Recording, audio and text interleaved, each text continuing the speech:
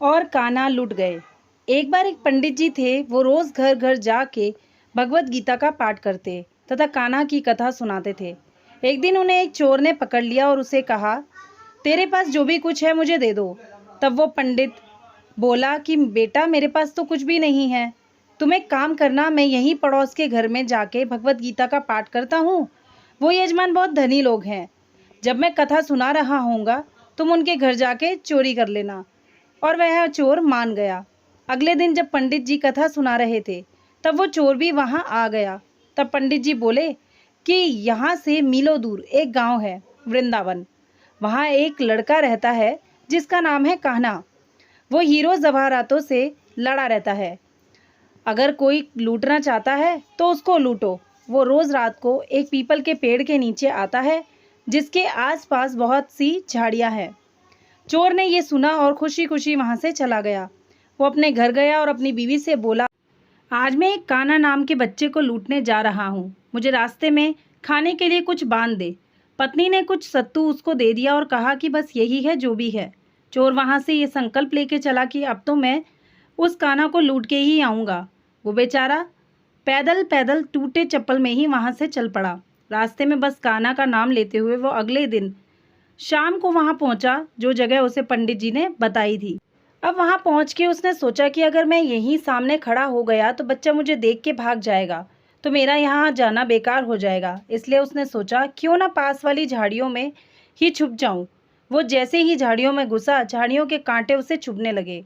उस समय उसके मुंह से एक ही आवाज़ आई, कान्हा कान्हा। उसका शरीर लहूलुहान हो गया, पर मुंह से सिर्फ यही निकला कि कान्हा आ जाओ। अपने भक्त की ऐसी दशा देख के कान्हा जी चल पड़े। तभी लक्ष्मी जी बोली कि प्रभु कहाँ जा रहे हो, वो आपको लूट लेगा।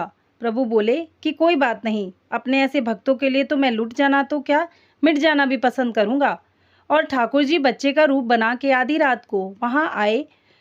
वो जैसे ही पेड़ के पास पहुँचे, चोर एकदम से बाहर आ गया और उन्हें पकड़ लिया और बोला कि ओ कान्हा, तूने मुझे बहुत दुख दिया है।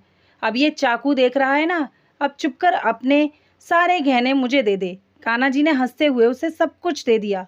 वो चोर हंसी खुशी अगले दिन अपने गांव में वापस पहुंचा और सबसे पहले उसी जगह गया जहां पे वो पंडित जी कथा सुना रहे थे।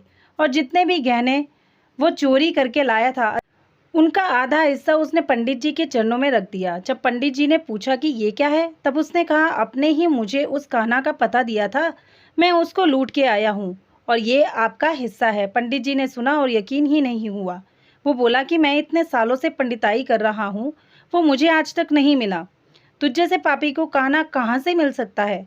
चोर के बार बार कहने पर पंडित बोला कि चल मैं अभी चलता हूँ तेरे साथ। वहाँ पर मुझे भी दिखा कि कान्हा कैसा दिखता है। और वो दोनों चल दिए। चोर ने पंडित जी को कहा कि आओ मेरे साथ यहाँ पे छुप जाओ। और कांटों के कारण दोनों का शरीर लहूलुहान हो गया और मुंह से बस एक ही आवाज़ निकली, कान्हा कान्हा। ठीक मध्य रात्रि कान्हा बच्चे के रूप में फिर वहां आए और दोनों झाड़ियों से बाहर निकल आए। पंडित जी की आंखों में आंसू थे। वो फूट फूट के रोने लग गए और जाके चोर के चरणों में गिर गए और बोले कि हम जिसे आज तक देखने के लिए तरसते रहे, जो आज तक लोगों को लूटता आया है, तुमने उसे ही लूट लिया। तुम धन्य हो। आज तुम्हारी वजह से मुझे कान्हा के दर्शन हुए हैं। तुम धन्य हो। ऐसा है हमारे कान्हा का प्यार अपने सच्चे भक्तों के लिए। जो उसे सच्चे दिल से पुकारते हैं तो वो भागे भागे चले आते हैं। जय जय श्री राधे। ये वीडियो आपको कैसी लगी दोस्तों, कमेंट सेक्शन में ज़रूर बताना। वीडियो को लाइक, चैनल को सब्सक्राइब करना ना भूलना और कमेंट में जय जय श्री राधे लिखना ना भूलिएगा। जय जय श्री राधे। धन्यवाद।